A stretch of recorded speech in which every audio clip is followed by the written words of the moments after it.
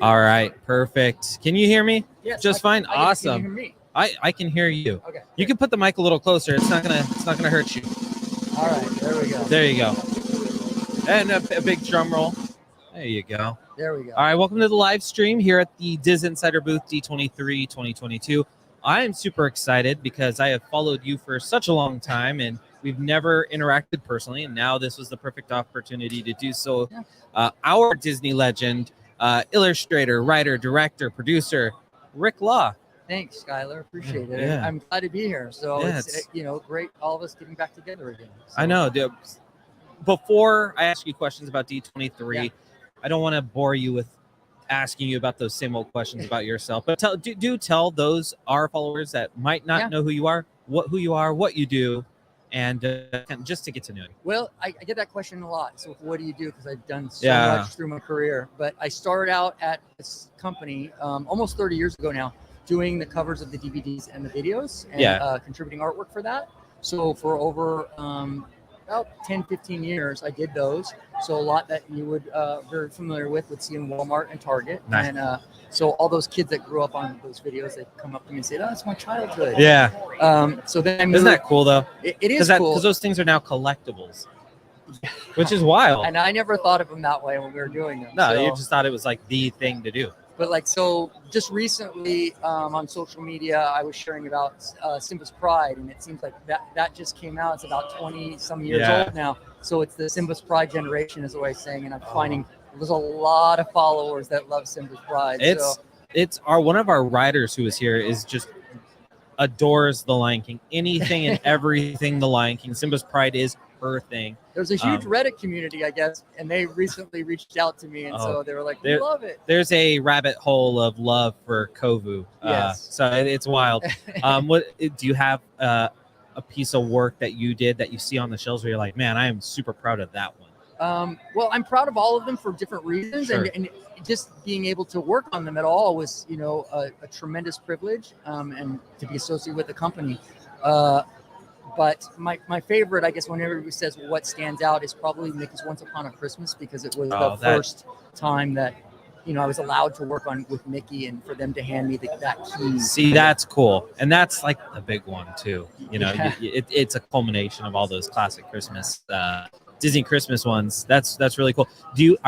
So what do you do now? What is your thing that you're doing?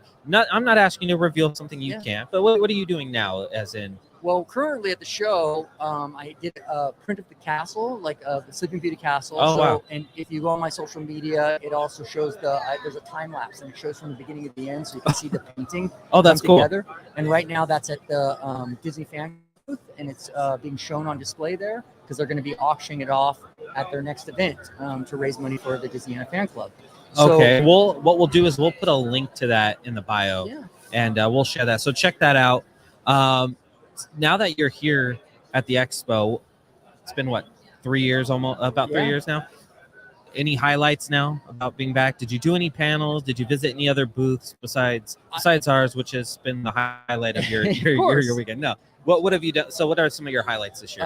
Well, for me as an artist, and also as a historian, I don't know if I'm a historian, but I appreciate the history, the legacy of the company. Anyone that follows you, and we'll have your profile.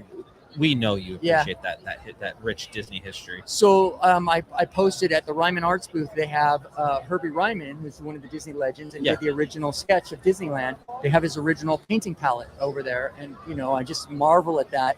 And like people were saying and saw it online and stuff, it looks like an impressionistic painting, and it's quite beautiful. So and that's an artifact that you're not going to see anywhere else. Right. So that's so cool.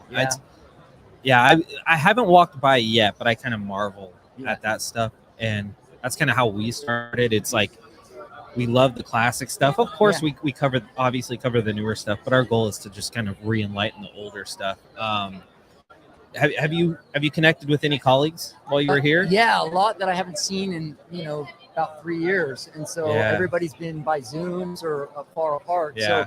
So it's good. So just running into people. So just the day before yesterday, I was with Andreas Deja walking around. And, nice. And so Andreas was here, and it's kind of funny too, is how he reacts to things, seeing his own stuff on the walls and stuff. We were walking by the animation booth, and I tweeted about this. Was he'd stopped and saw a Sorcerer Mickey from the animation booth, and he said, "Oh, that's mine. I think that's mine," and stuff. And so it's so crazy how it went from something he designed on a piece of paper. Now it's on these buildings, and it's being sold as items. That's what's kind of cool. It's very fascinating whenever you create the artwork and then you see how the platform of Disney kind of puts it out into the world as merchandise or whatever, and just seeing how the fans react to that.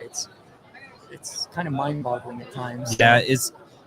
Is there anything that you've done so far that you were surprised at? You were kind of marveled by what you saw? Well, D23. Yeah, at D23. At D23. Probably the Ryman one's the big one. Well, the Ryman that kind of affected me, kind of really in a integral kind of way. But seeing Walt's plane as well in the arena. I mean, just that they have the best VIP parking in the whole place. Oh, I know. It's like, yeah, wow, and you walk in there and you see that there's a plane in the building. Is like, wow, it's kind of surreal. And it's that plane, which is really cool. We've been at the booth all day and then running around panels, and it was really crazy. We had this one fan, because that's what the big thing was, that we get to see actors and Disney legends and colleagues and animators who we feel are Disney legends, like yourself. For years we were calling Don Hahn, our Disney legend, because we knew at some point, there's a place for him, like we feel for you, like there's a place for you. And but what was really cool about this expo is while we're sitting at the booth, and we've been doing like this site for 5 or 6 years, is we have this fan and he's open about it. He's in a wheelchair.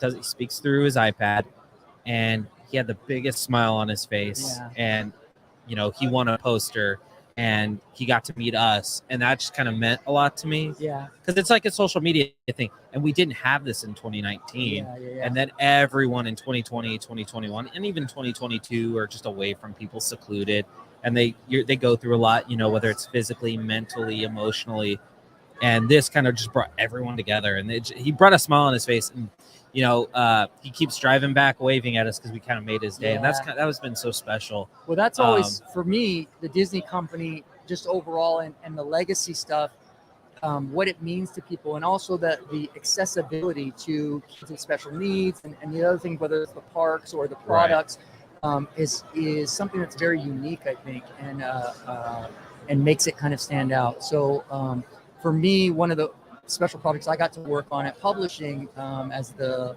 creative manager for Disney Learning was we were able to do the first book series for communicatively challenged kids. Oh, that's awesome. And so we were able to take those stories and for kids on the spectrum or for deaf and kids, that kind of thing and stuff, and create these stories and present them in a way that was accessible to them. And so seeing that kind of stuff and seeing how it affects them and stuff, that, there's a lot of kids, especially on the autism spectrum, that gravitate towards animation and Disney in particular for whatever reason. And so I meet a lot of those fans and all the time, and it's always very special. That's how long did you work on that for? On that particular project was, I don't know, about a year that we did it before it came out. So that's really cool. Yeah. So and that's still out. It's a licensee called, I think it's GEU. And they're out of Brazil, and so it was for Latin America, and specifically, and maybe they may translate it and bring it here to America and stuff. But that was the first time the company had ever kind of broached that before, and I was very pleased to do that. So. Oh, that's awesome! So that was just something. Now, so when it comes to things like that in your field, do they approach you to do that, or is that something you reach out to and say that's what I want to do? Well, which I'm sure you do want to do it, but it's something. How does that process work? In that particular case, so I was the creative manager for Disney Learning, and so everything educationally based globally would come through myself and my team, and we would oversee that and work with the licensees to kind of create the product. So the licensees, sometimes we would pitch ideas to them and say, this is kind of an idea of where we want to go.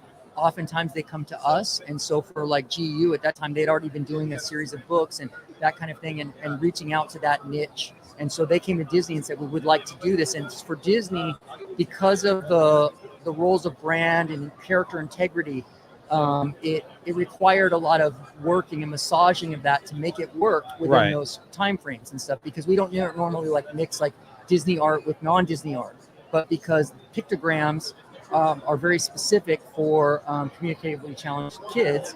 Oh, wow. So we were mixing that art a little bit together and so finding ways to make that work together. So yeah. So wow. It was quite a project. But that's cool. Because Yeah. at the end of the day, that's gonna make you feel good that you and your team accomplished Well, whenever that, you see it impact across kids or the larger community, it's just especially it's in a special place. another country, nation, Yeah. region. That's amazing. Well, for me, and a large part of my work at the company has been for outside of the U.S. So when I moved over to publishing and we built Disney English, which was the schools in China, and it was teaching English as a second language to all of those kids there. Oh, you worked on that? Yeah. Oh, that's awesome. Okay. So we did that, built that whole facility, the curriculum, the uniforms, everything. So we built, and that was a project in of itself. Can be a whole book. Oh man. And then that laid the groundwork and the foundation for the company then to get the approval, because it was so successful, for the company to get the approval for Shanghai Disneyland, because they had been asking them for many years, and the Chinese government was like, well, we don't know, right, kind of stringing along. And I think that the broader company knew that it was only a matter of time, but Disney English really opened the door for them to say okay. And the initial go ahead from the Chinese government for Shanghai Disneyland was that it was going to be an educational park. That's what they wanted. And all the Imagineers, nobody knew what that meant. We're like, what's an educational park? Oh, so my our gosh. team was very much involved with them initially to see what an educational park could look like. So we have you to thank for Shanghai Disneyland. Yeah, we have you. It's not necessarily me, but our great team. That's funny. So yeah, and so it's a great honor, also privilege to see Doris Hardoon, who was the lead. Oh. She got the Disney Legends Award, and we worked. I worked with her on her teams. Wow. Shanghai Disneyland. Did you get to see her after the Legends? I ceremony? I haven't seen her at the show, no, but she's the sweetest lady and so kind. She had one of the best speeches of the night, in my opinion, of the day. I should say it was an early panel. Her speech was really good. You could just tell she loved her team, and she loved who she worked with. So that's kind of cool to see that you guys connected on that level. And she loved the idea of the park and what it was bringing. Bob Iger always said, we want to make it what was it? Significantly Disney and authentically Chinese. Yeah, authentically Chinese. Yeah. And so, and that really was kind of the buzzword, the go line. And so, and they really made a park for the Chinese. And so, but again, it is a lot of what, when we came in, they wanted our feedback, the Imagineers, was what did we learn? What was the learnings that we did when building Disney English? Because before that, Mickey was an icon, but it wasn't really, the Disney stories weren't known in China. Mickey and Donald first showed up in China on the shorts in the 80s. So for them, it's still a very, very new thing, and it's still kind of a niche thing. So for us, we were learning, like, we wanted to teach the story of the Jungle Book. Initially, we were using that, and we would show the Jungle Mowgli. We'd show the Jungle Book there, but the kids didn't know the story. So for them, it was just a random. Yeah, it was kind of new. It was kind of almost extraterrestrial in a way. And so it was just this random kid in the jungle, and it didn't make any sense to them. So we actually had to start, telling them the stories. And so, and that was never really the plan initially. So they got to learn the stories and learn through the stories and through the other kinds of stuff that we did. But, now, was this an easy process for you? I don't know if it was easy. I mean, it was very challenging because there was no rule book for that in building it. And I always make the joke that for Disney English specifically, it was where almost everything else is created in China and imported here to America. Like we built that here in America and exported it to China. So so it was a very interesting process. We would ask for blueprints in designing the facilities, come from China, and we would see them, and they're all in Chinese, and they were all in metric too, because they do. That's how they do. We're by inches, and so it was constantly a process of that translation process of figuring out, well, how do we make this work? And so for us, when we took it over to the Imagineering and it applied to Shanghai Disneyland, they were building initially Mickey, what they call Mickey Avenue now, which is Main Street. Oh, yeah. And because Main Street the Chinese didn't get it. Right? They don't know Americana. They didn't know. They have no history. Right. So for them, they were like, well, initially they had designed and they showed us their first designs, and it was going to be an international street. And it was quite amazing because each structure went through the story geography Oh, really? of the That I Disney didn't know. pantheon. So Oh, it would wow. change from like, you'd go from Agrabah to Victorian England to whatever. And it was just this international type street. And I thought, oh, it's amazing.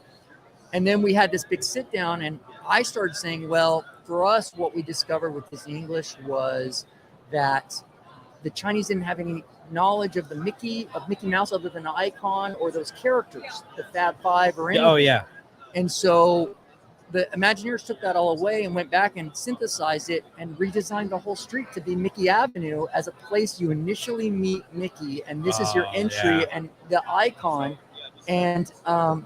And I was stunned because I was like, wow, I went in and had this conversation and it actually changed stuff. Like, it was like, I was not expecting that. And it became Mickey Avenue. And so, but I was trying to tell them, like, Disneyland, people come to Disneyland, and one of the things that we love about Disneyland is the many layers to it. Mm-hmm. You can go back again and again, and there's still more layers to kind of uncover the storytelling. Yeah, that's true. And so initially when it was there, it wasn't very layered. And so this gave them, the Chinese, an opportunity to come in and not only find out about the characters, but find these layers about their stories and the background. Cool. Yeah, that's cool. The company and all of that. So it's like peeling back like a layer of an onion. Yeah, so there's all of these in-jokes, like you go and there's like train signs that talk about Burbank, and so there's like all this history kind of built in now at the Chinese park.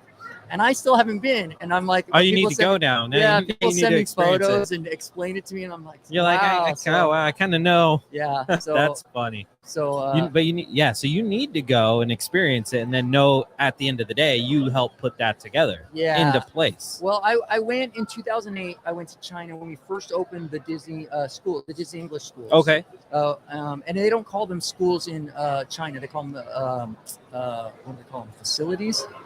Because schools is under a different kind of program. So, after school type program. But so I went there, and that was quite an experience. And I hope to get back one of these days. That'd be cool.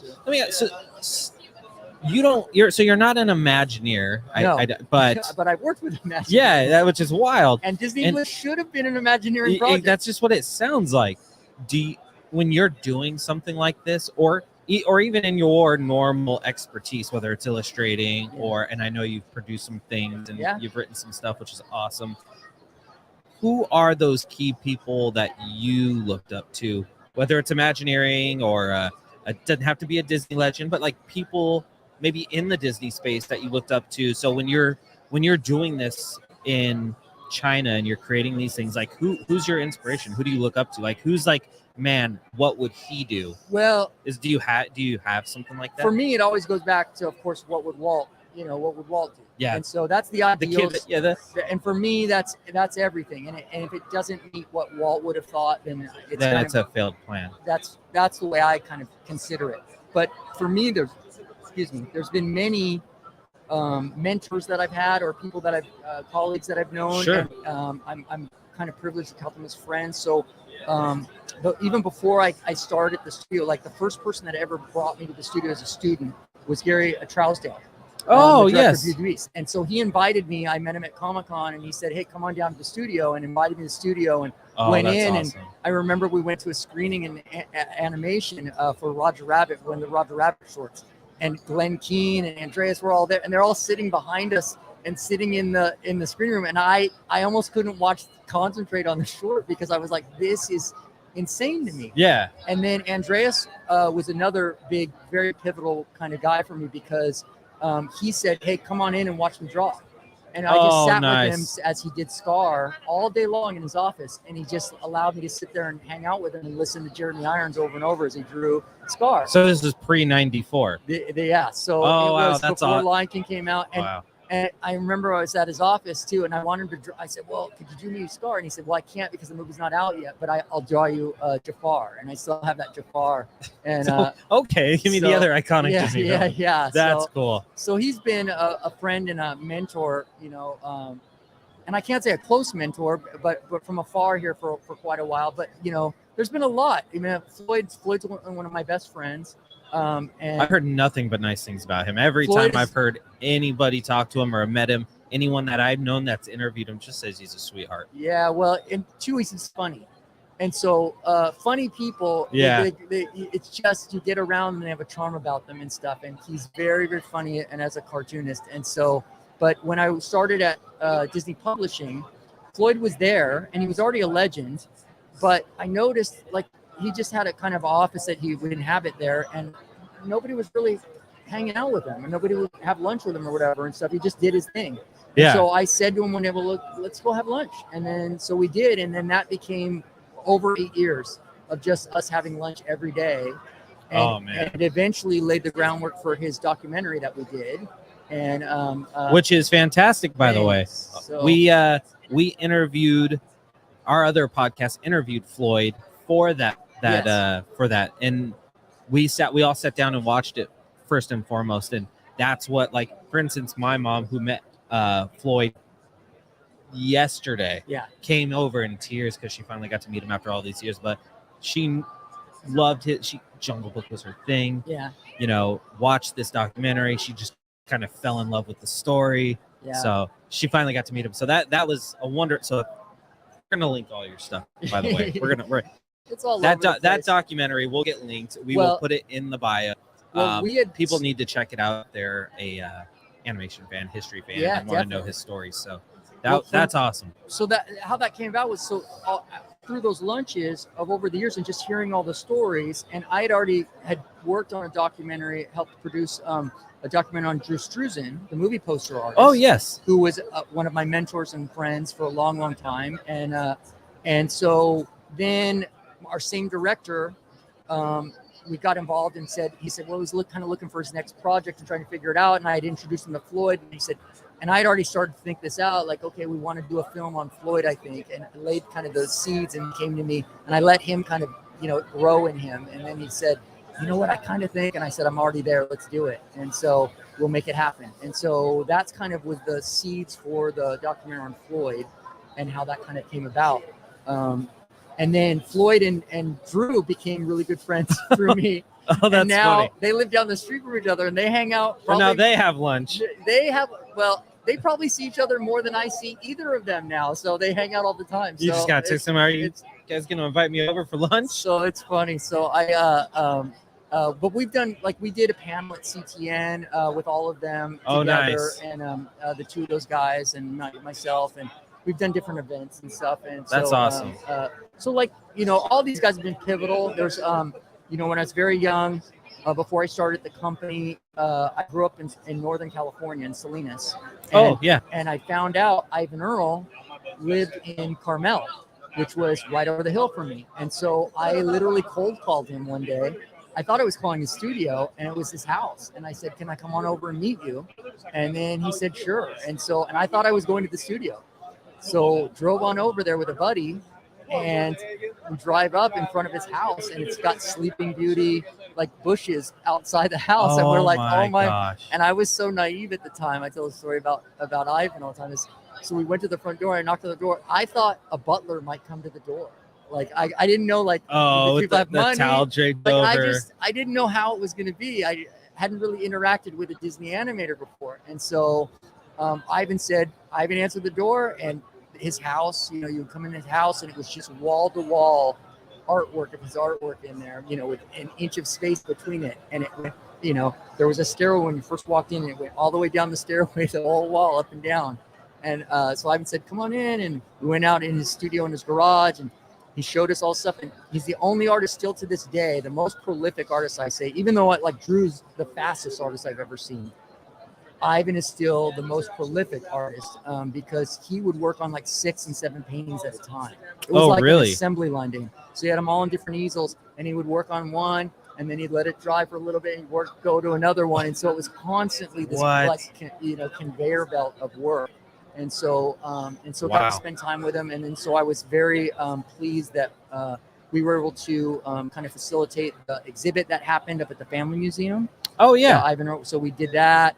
As well as helping to get his Legends Award and finally, cool. And all those kind of things. So and kind of keep his legacy still alive That's people. wow. So, That's super.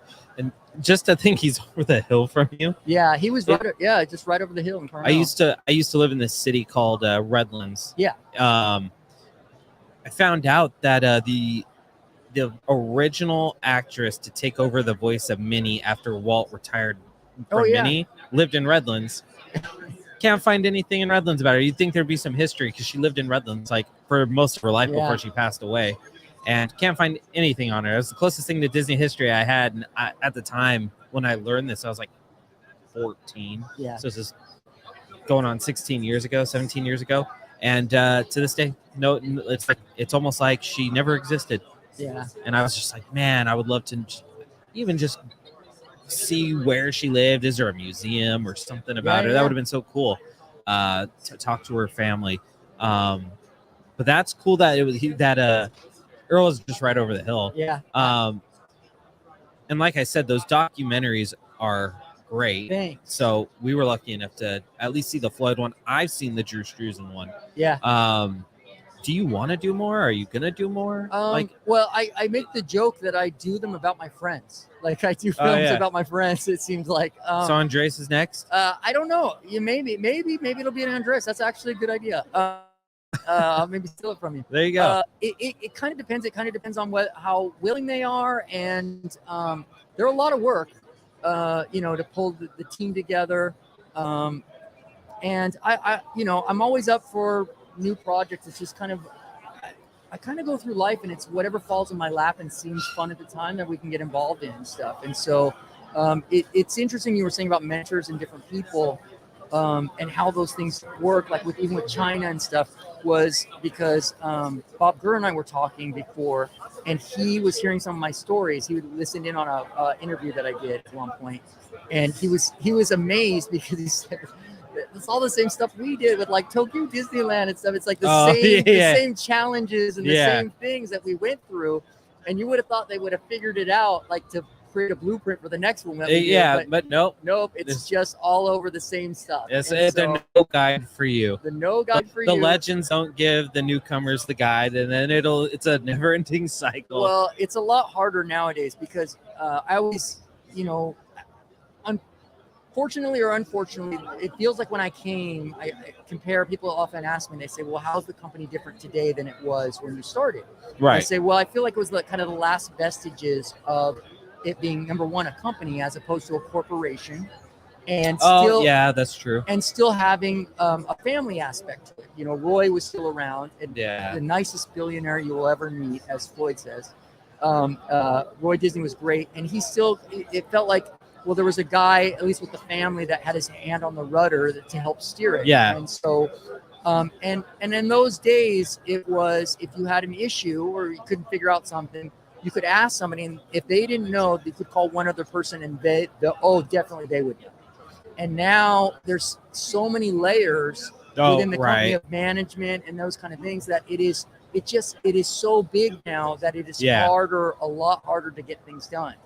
And so the legacy stuff, I always go back to, like I say, it's just, that's where I kind of, I've always hearkened to, as opposed to the newer things. But I enjoy the newer things as well and stuff. And I think that they're doing some great things. It's just, it's a lot different now. So for sure. And when you own so many different branches, and then there's so many different guidelines within those branches, and that totally makes sense. A lot of rules and restrictions and things. And, so. Out of my pay scale, for sure. Out of my pay scale. Well, that's awesome. Let me ask you, because I do want you to experience the rest of D23. Yeah. Let me end it with just a couple quick questions for you, from my knowledge. Yeah.